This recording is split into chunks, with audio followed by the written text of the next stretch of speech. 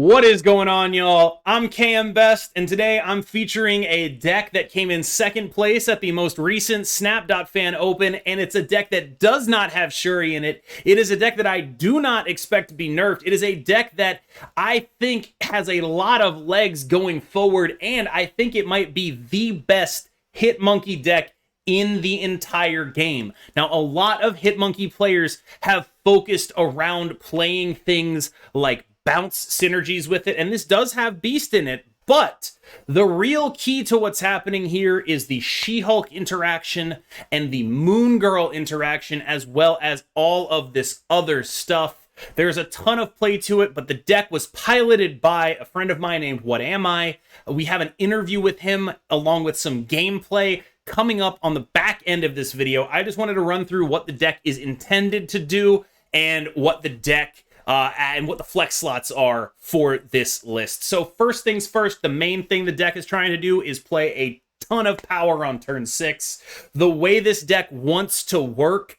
is by playing a Moon Girl on 4, passing on 5, playing a bunch of She-Hulks and Demons, and Hitmonkeys on 6. Now, one of the things that you'll have to focus on when playing this is making sure that your Moon Girl is actually hitting the cards that you want it to hit. So there are weaknesses in the deck to decks that fill up your locations or to locations that say that you can't play here. Definitely a thing you're going to run into. Another potential weakness that you might run across is it doesn't do a very good into Leech.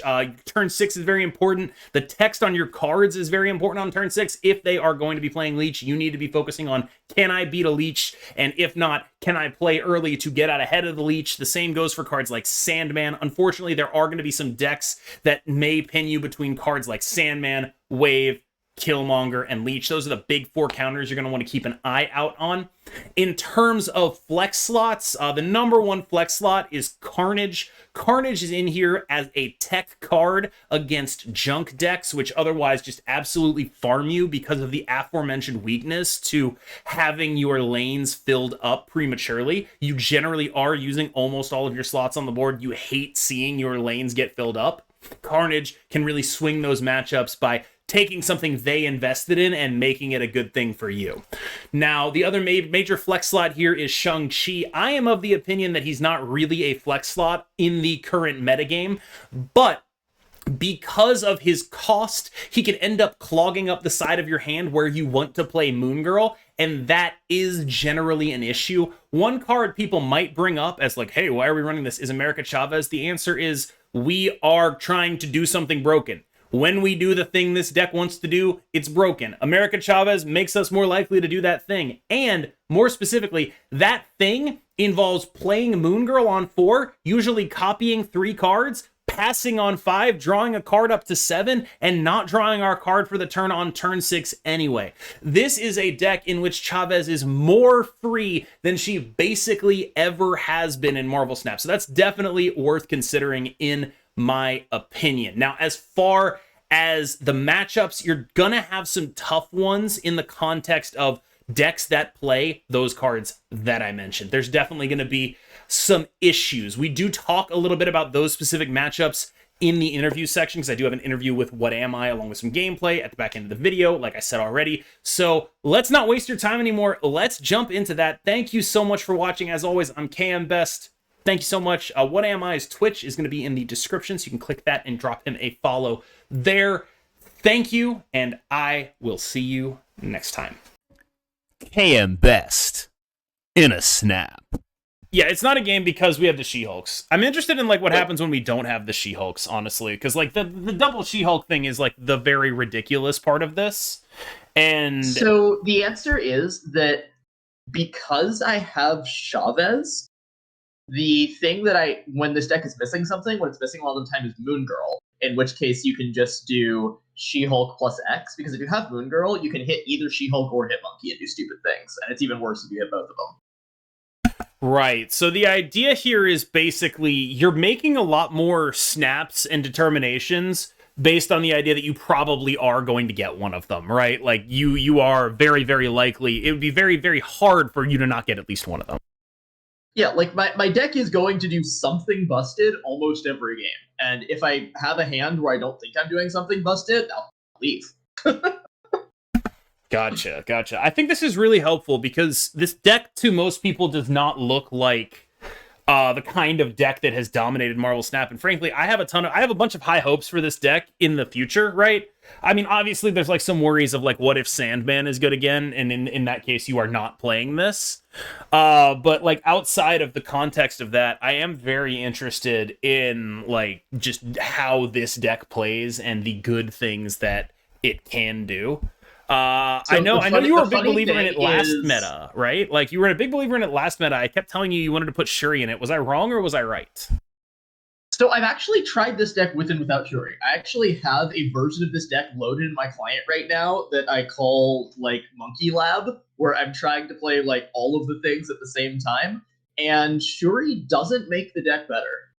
Shuri, you get rid of some of your tech cards and you get rid of some of your consistency to be able to do a couple of other slightly more broken things, and it's not as impressive, honestly. So without Hitmonkey, before Hitmonkey came out, was that true, or was Hitmonkey a big addition? No. If Hitmonkey is what pushes this deck over the top. Pre-Hitmonkey, you wanted Shuri in the deck. Okay, that makes sense to me. Like Hitmonkey as a buff to like just doing ridiculous stuff. I mean, playing 2 Hitmonkeys is genuinely ridiculous. Playing a Hitmonkey that costs 1 is also ridiculous. Yeah, and I do think one of the underrated things about this deck that kind of goes almost missing is I think this deck does so much stuff with Iceman that it has this underrated disruption ability here.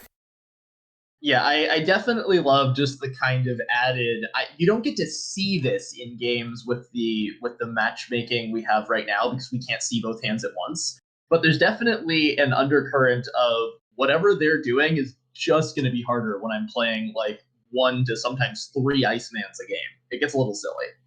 Yeah, like, you know, you have the one, then the beasted one, then maybe the moon girled one, which costs 0, so you can play it on 5 without worrying about your She-Hulk getting more expensive, right? Like, there's definitely some games where you end up playing a lot of Icemen.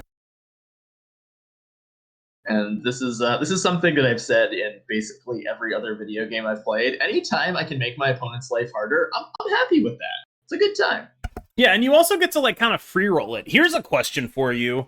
I fucked up that last turn. Kitty Pride. That's not what you're talking about. Oh no, I'm not. No, different question.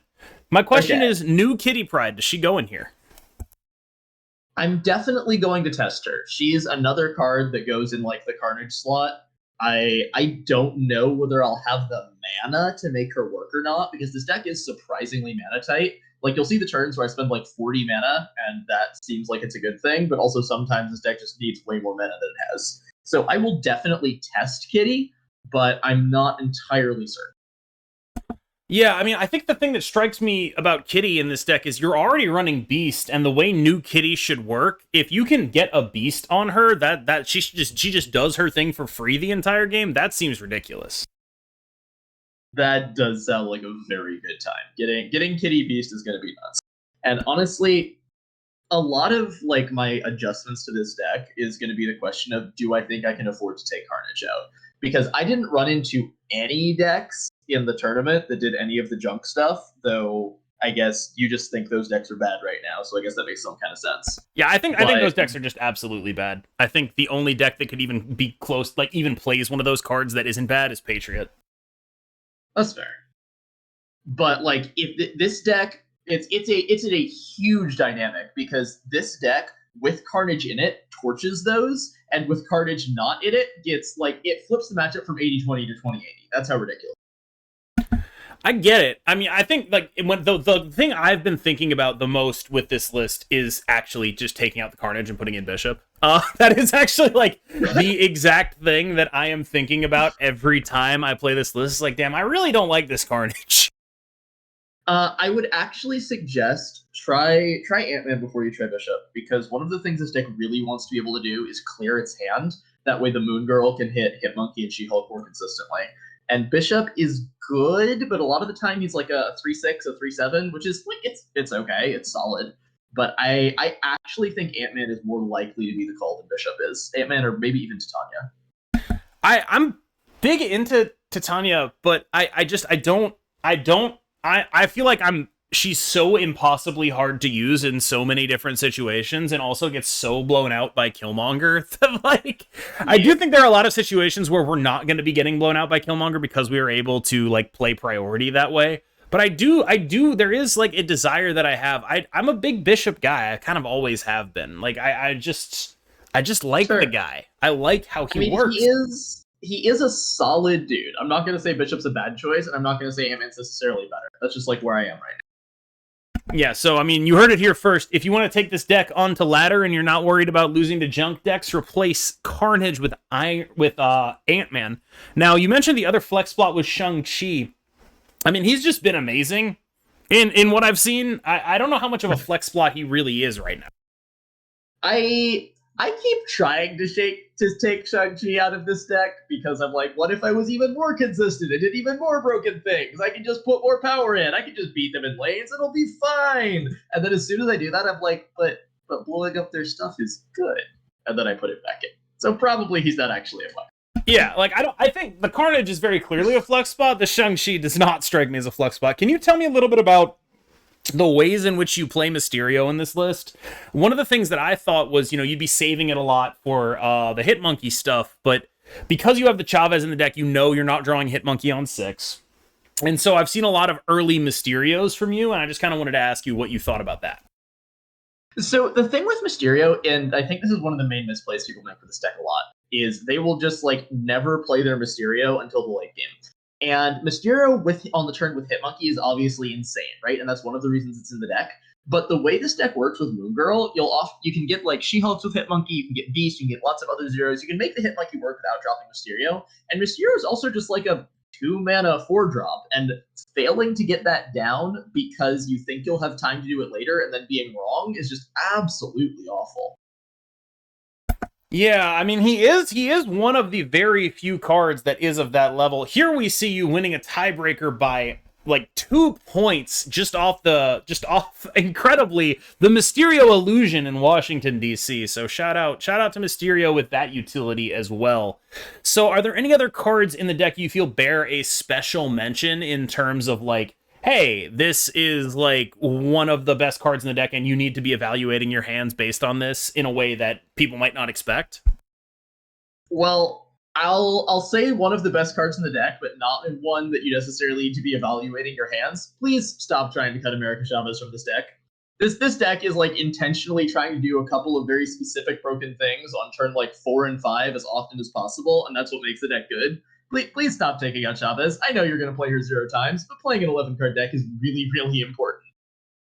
Yeah, I think there's, like, this thing where players who understand the power of deck thinning, like they're I don't really know exactly how to explain it, but, like, it's just one of those things that pops up over and over as people say, like, why are you playing Chavez in here? And the answer is she shows up in decks like this because you are doing things that need to happen on specific turns, right? And, you might say some things like that are like Shuri or whatever, right? You might be needing to do Shuri on specific turns in a Shuri deck, right? The issue is in Shuri, the downside is you don't draw a Taskmaster, right?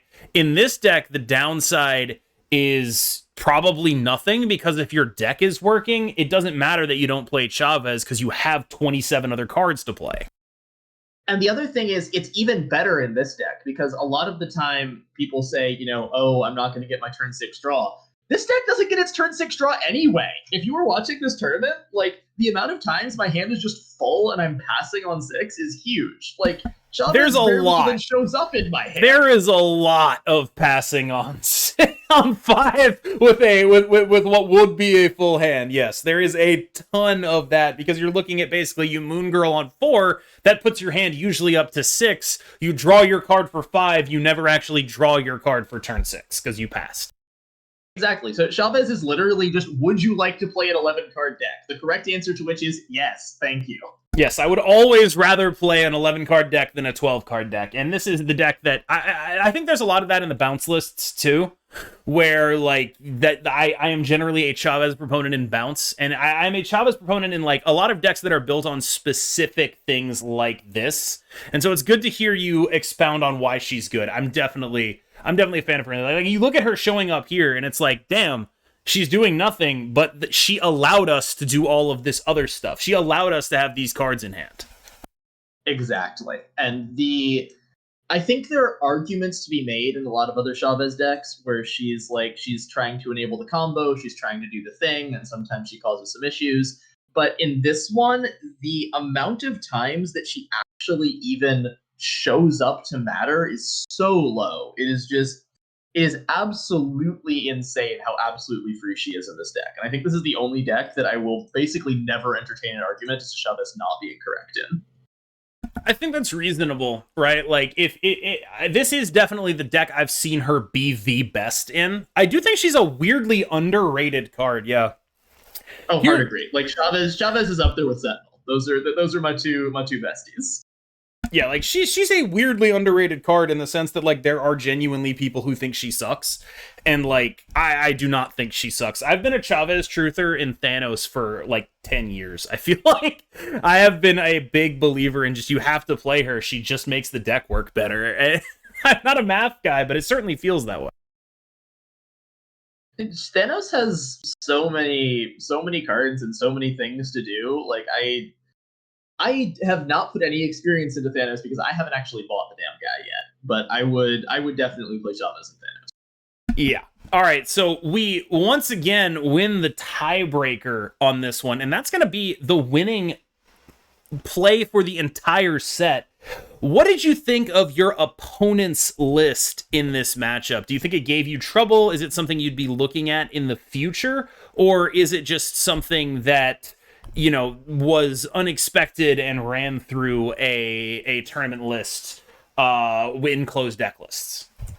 Yeah, I think that my opponent's deck here was one that had the same kind of what the heck are you doing that mine did that allowed them to get through the open rounds. But as soon as open lists come up, I think they lost a lot, whereas I can obviously still compete.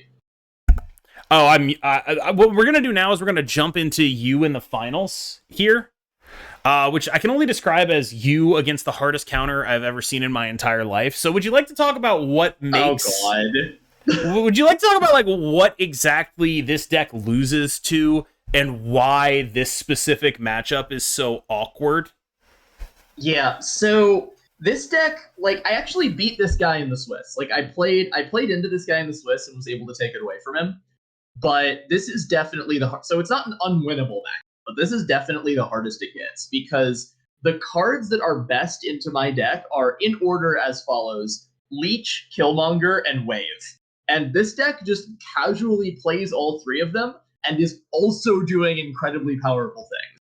So I think if my deck becomes meta and you are looking to counter it, then this is the way to do it. You'd be like the Thanos death list is probably the best thing against me. I'm a little surprised because my impression has been that the Thanos death list is sort of the best thing to do in this metagame. So I'm a little surprised that you like willingly opted into like, yeah, I'll lose to that. It's fine.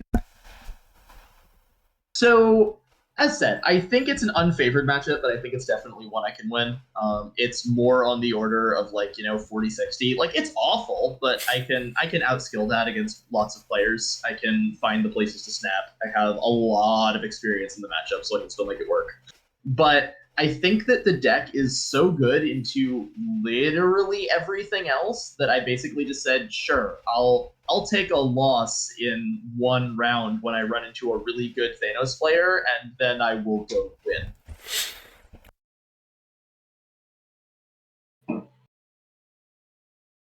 I'm guessing you feel pretty good about the Shuri matchup then. Yeah. The only thing Shuri does that actually beats this deck is Cosmo. Like, this deck actually just goes bigger than Shuri, which is kind of ludicrous to say, but actually just works.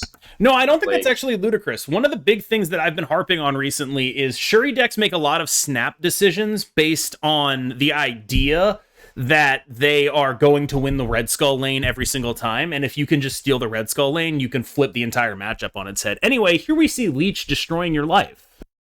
Yep, good times, good times. Oh, also, like, the Thanos deck as a general rule does not hit Leech as often as this man was doing it. I would just like to point that out. I mean, we do see the upside of the Leech in that it lets you play the Carnage, right? But, like, we're suddenly in this spot where we're actually playing America Chavez for stats here, probably. Yikes.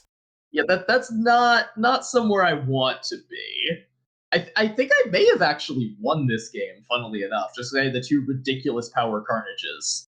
Yeah, I mean, But 12 power for 2 is not nothing. And the fact that you're getting the Cloning Vats Demon, like, we do get to do things this game. I think it is winnable. But outside of this specific situation of we have the Cloning Vats 12 power Carnage that we get, I think most of the time Leech just ruins everything you're doing. Yeah, agree. I'm gonna be super real here. On one hand, I think there's a lot of outplay potential, and I think I can make these things work, and I'm not gonna run into this matchup that often. Blah blah blah blah blah. On the other hand, I just kind of don't want to bother playing a deck that's good into Leech because those decks are boring as. So I'm just gonna choose not to, and if I lose, I lose. I think that's reasonable. What worries, if any, do you have of something like Sandman? Is that a matchup you could think of as winnable, or is it really just that bad? No, I actually beat the Sandman decks all the time. The difference between Sandman and Leech is that Sandman is a shit card. And like I have beaten Sandman. I think I'm probably more than 50% into Sandman on ladder, straight up. Like people think Sandman's the hardest counter. It's really not. It's probably fourth on the list I gave you, right? Of like Leech, then Killmonger, then Wave. Sandman's probably the next best card against me, but it's straight up not good. So I guess in that vein, what tips do you have for people who want to play this list if they run into Sandman? So a big part of it is when you're playing into a deck that you either think is a Sandman deck on ladder, or you obviously in a tournament know is a Sandman deck once you're either in open list or have seen it once, then the thing to consider is, can I go off on 5? And the thing with the Sandman decks is they don't really put that much power into play early. Like, if they go Electro into Sandman, or Wave into Sandman, sometimes that's enough to beat you. But in that matchup, I'll often just like go off on 5 into one big lane that they can't contest, and then just play Chavez on 6. Or something I've done a lot of the time is I'll just play a demon and soak Sunspot for 5 on 6. Like, it's actually really hard for that deck to get enough power into play to just beat a random Hitmonkey Mysterio draw on turn 4. Yeah, the Hitmonkey Mysterio turn 4 is actually like, oh wait, that's like kind of a lot of points, right? Especially if you can play some beasted units with it.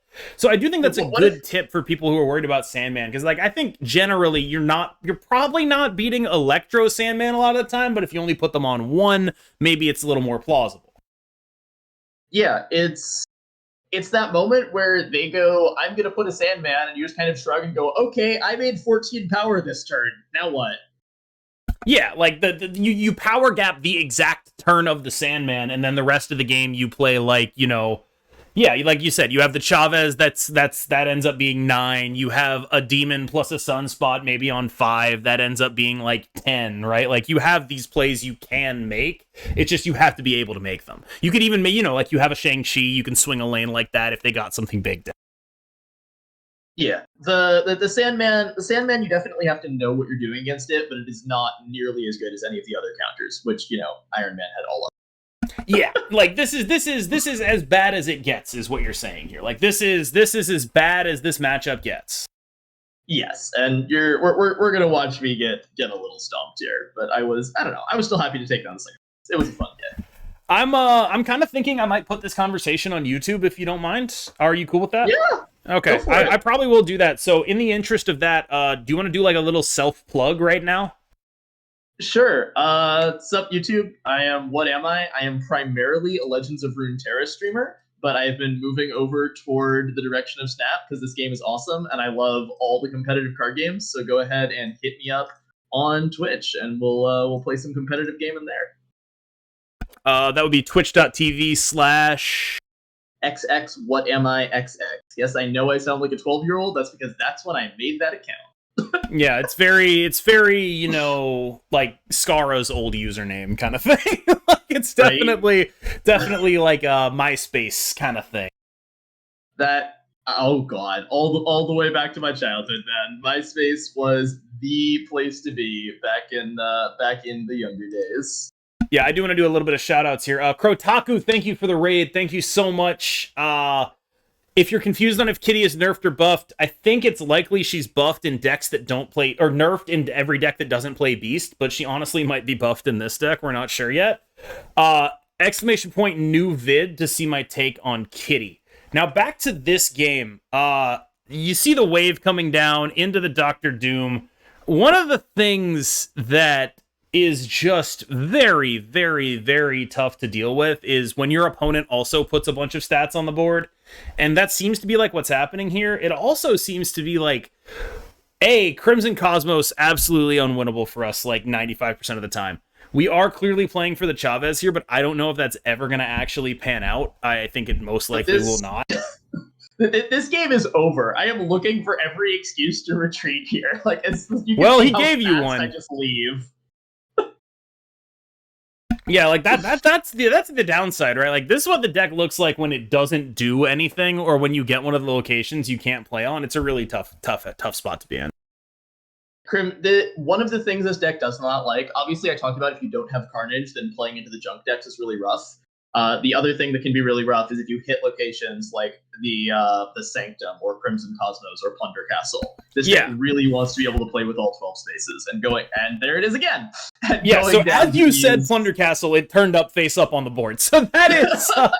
But yes, like, that is definitely like something to be worried about when you play this deck, is you really want the flexibility of being able to pick and choose the lanes you go in, and not have, and you also probably are filling up every space on the board if you can. And so you definitely do fall victim to the locations that just say no, I think probably a little bit more than other decks might.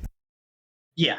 This deck is very much it's funny to think about it, but I think if you're talking about how to play this deck at the top level, this is a lane control deck. Because what you're doing is you don't have to commit until crazy late in the game, which means you can just throw your stuff wherever you want to, and your opponent has to decide where they're fighting first.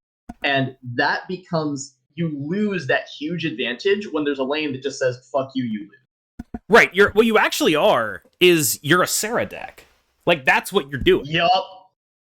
Exact. I actually originally had Sera in this list. That was the card that I had in that Carnage slot, and I ended up taking her out just because the passing into the She-Hulk turns was so much better most of the time. But I actually had Sera in this list originally. Right, like, the She-Hulk stuff just ends up being better than the other stuff you would be able to do with Sera, but this is a playstyle that should be familiar to a lot of the people that played in the beta, because this is exactly what you would do with Sera, is you just wait until the last turn, play all your cards, and make them figure it out. Like, this sounds like it should be your problem. I'm gonna be over here doing cool things. Good luck, buddy. Yeah, I mean, there's so much actual discount in this deck that I do think the Sera is a little superfluous, right? Like, we have the Beast, we have the She-Hulks, we have the Quinjet. There's so many ways to discount the stuff in this deck that it does end up being a little superfluous to actually run the card Sera. Yeah, I love Sera, and she was in here originally just because I wanted to get as much consistency and discounting as possible, but it just turned out I was basically never playing her. Like, she would show up, like, 1 out of 10 games, and it was just straight up not worse. No, I was also a big truther back in the day. For any way I can figure out to get Chavez in my Sera decks, I would do it. And so this is a build with similar construction, except it's not reliant on actually drawing the Sera. You have like multiple other options, and that makes the Chavez even better, I feel like. Yep, 100%. The way the deck works is basically if you hit Moon Girl, your deck is going to do something stupid. And if you don't hit Moon Girl, you can sometimes still set up something with like She-Hulk, Hitmonkey, Demon, Beast, that kind of stuff.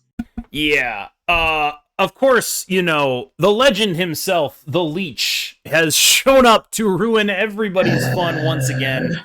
Yeah, this is just kind of what happens when they leech you. It sucks. It's not fun. I do not enjoy being leeched, can confirm. Probably what we're going to watch in this game is I was going to say spaz out and then retreat, but apparently we skipped the spazzing out part. Yeah, no, it was just like, oh, well, yeah, I'm dead. Like, and yeah, you are. Good guess. You are, in fact, dead when they leech you and that leech turns into a She-Hulk. That does get it done. It's pretty rough. And when I talk about being able to win against this deck, what I mean is they're going to win a lot more of the games, and against a lower skill player, I can find ways to make it not matter and find my snaps well enough that I can beat them anyway on straight cube equity. But against a top-level player like Iron Man playing a bad matchup, I'm going to need to get pretty freaking lucky to be able to take this one down. Yeah, and I think that we do end up seeing that borne out through this.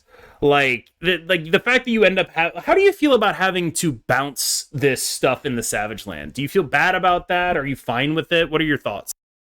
It's acceptable. Like, I'm not the happiest about it, but this is something you'll want to do if you're playing this deck a lot.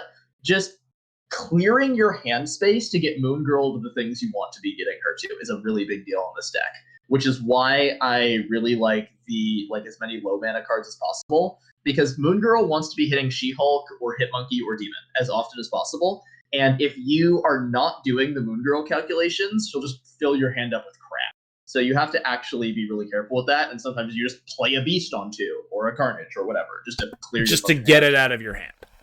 Yep. Because the things you're doing on turn 5 or 6 are so powerful, just discarding your cards effectively is actually very worthwhile.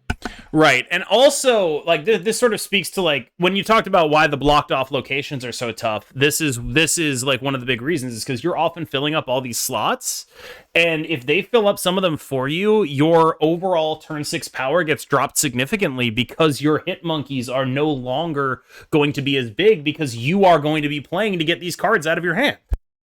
Exactly. Like, when this deck hates locations that fill, and it also doesn't really like locations that fill its hand either.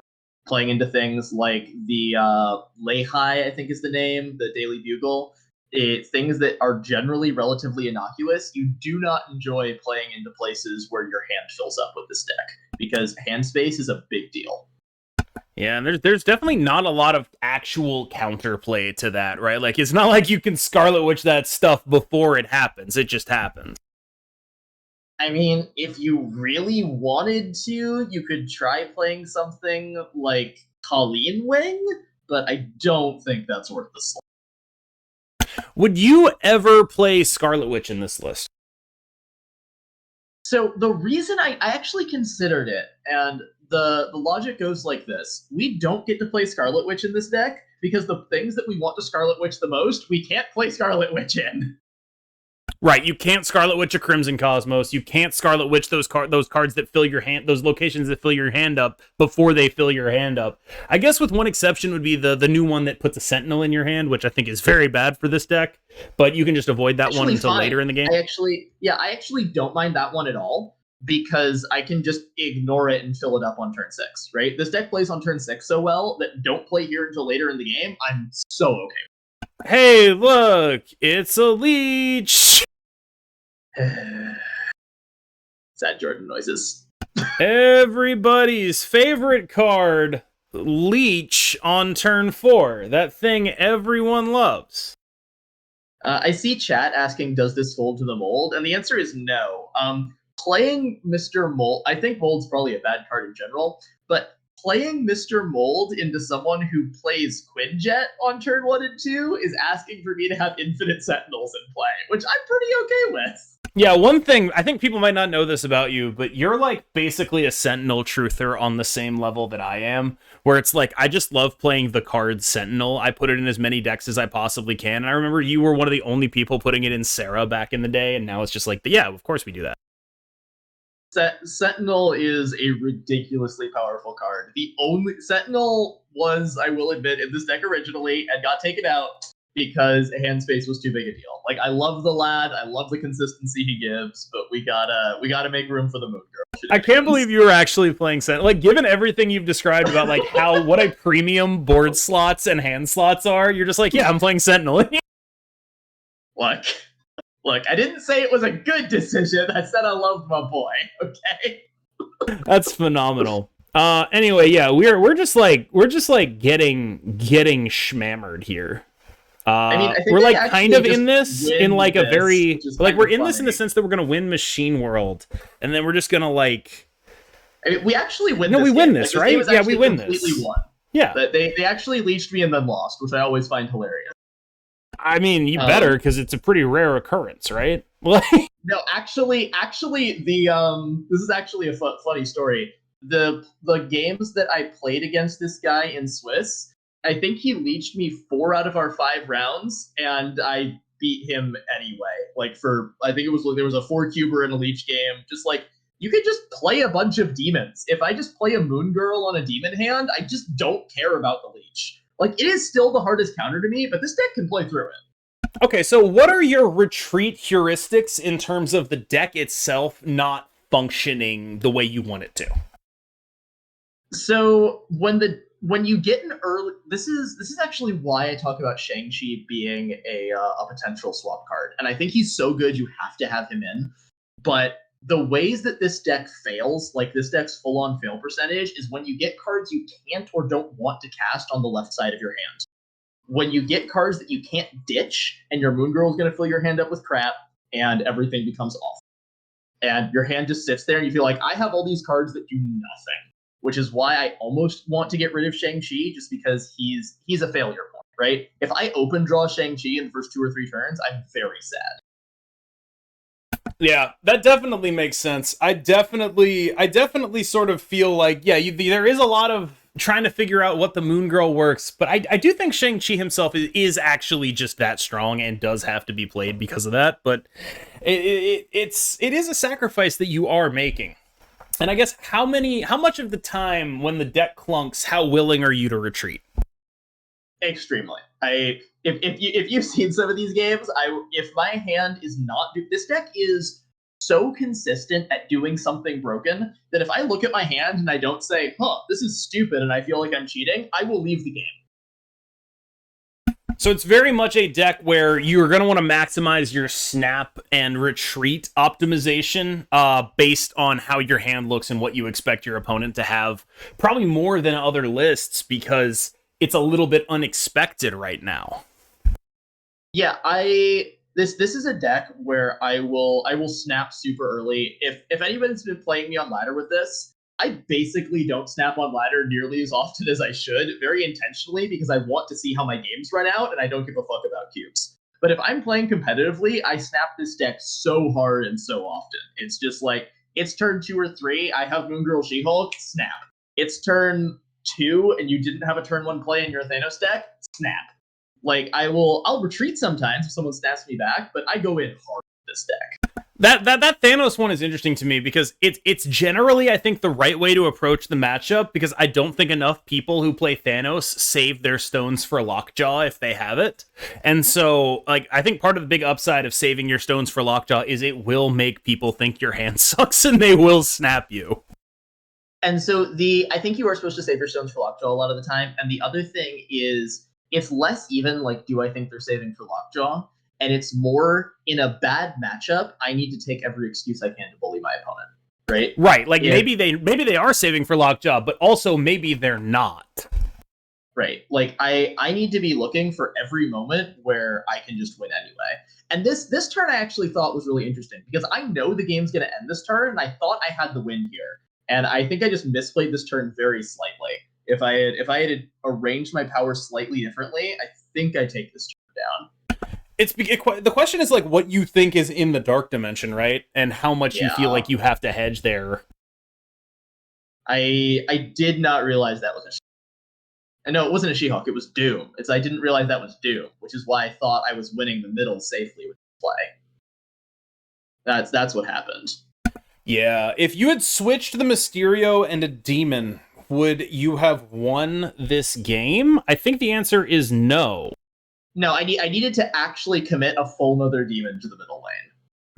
Right. I wonder if you would have ever actually done that. I guess the question is, like, it really just comes down to, like, what your read on what that card in Dark Dimension is, and that I would have you had the set here. It's rough. I would have had to have the full read on that is Doom. And if I could get that read, then maybe I win the set, and maybe I win the tournament, because that would have been huge, right? Because that's the set going back and forth. Whoever wins that one, that takes it down, right? But that's a hard read to make, and maybe in the future I can try to make those better reads. Like, I am perfect. We got to keep improving, right? Yeah, I mean, that's sort of, no one's ever perfect, right? We will always be improving. That's just the nature of being human, I feel like. As long as you put the work in, I suppose. I guess you could de-improve if you don't. Oh, God. Yeah. You could be me. You could be farming bots so much you got bad. It could happen. If you decide you care again, you'll be fine. It's I don't know. That's the other reason why I will admit I play some level of subpar on ladder, at least as far as snapping goes. Once I hit infinite, I really don't want to go higher because then Yeah, I get once you stuck hit infinite, in. like you get like you're like one human game of the day, and you're like, oh man, I snapped on turn 3 and they left. That was great. Here's a question for you. You just blew up a Quinjet. What's up with Yep. that? I mean, do you see Moon Girl in my hand? But like, I mean, I guess you're just like, I'm never gonna do the She-Hulk thing. We're never like, cause it's turn 4, so I'm now safe to just blow up the Quinjet, whatever it is. Yeah, Moon Girl is either being played on turn 4 or she's not. I'm not going to play her on turn 5. So Yeah. if Moon Girl's not in my hand, then I will just eat Quinjet on turn 4. No, this is good. I feel like the point of the conversation I'm trying to have here is like someone watching this who would have these questions can have me ask them. Is basically. Okay. Totally fair. Totally fair. But yeah, so the idea is in this deck, Quinjet serves a couple of different purposes, right? The first one is that it helps you do the really, really stupid combo turns with Moon, right? You get the 0 mana She-Hulk, you get the 1 mana Hitmonkey, sometimes 0 mana with Beast. It does some really dumb stuff when you get to fully go off with it, right? The second purpose it serves is it's just a 1 mana card that can leave your hand, which like everything in your deck needs to be.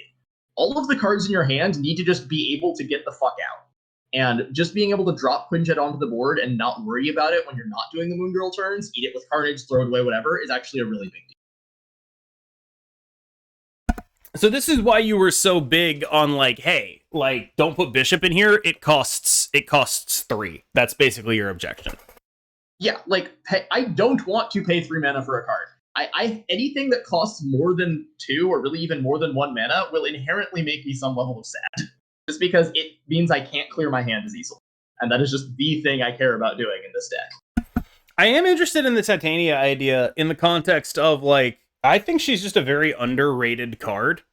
And I genuinely believe in her ability to clog lanes as something that is truly dangerous. It's just, especially in this deck, a lot of that lane clog stuff happens on 4 and 5. And if you're actually pulling off the things you want to pull off in this deck, you're not actually going to be playing her on 4 and 5 because you're going to be moon girling and then doing nothing.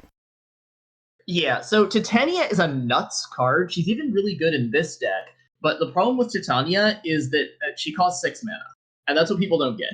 In a deck where you're actually playing intentional clog, you can play her early and do some cool things like fully fill up a lane and auto win. But in this deck, like you said, that doesn't really work. So in this deck, when you play Titania, you're playing her at the end of the game, which means she's another card that sits on the left of your hand and mocks you. Which, I mean, it's okay to copy a Titania with Moon Girl. Like, I don't mind getting a bunch of 5s, but it's not ideal, and you also can't put 2 of her in the same place most of the time. So I'm not the biggest fan. Right, so that's how you ended up on Ant-Man, as if you wanted to take Carnage out, if you were not afraid of junk decks, you just end up on Ant-Man there instead. Are there any other cards that you'd consider in that spot? I might go look at Sera again. I think she's probably wrong, but she does some interesting things. I think Ant-Man's the one I'm most likely to do just because it's a solid card and just most importantly, it's a thing that leaves my hand.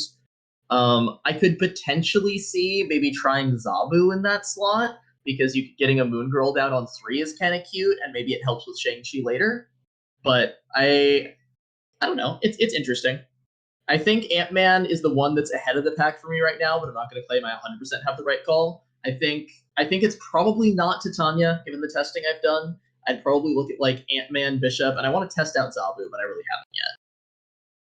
That is an absolutely brutal quantum tunnel to come off a reality stone here, by the way. That is just a deeply depressing thing to see. I will say that this is a bad matchup, and Iron Man is a great player, but also the both location and draw RNG did not favor me in these set of games. This was a little bit rough. Yeah, just ripping the quantum tunnel here, and then they just dump stones into it. That is not what you generally want to be seeing in this matchup. Was there any consideration towards just ripping the Carnage onto Lemuria here in case you drew the Moon Girl? That might have been the line. I think that what I was actually. Oh, get owned! It's all about hand space, right?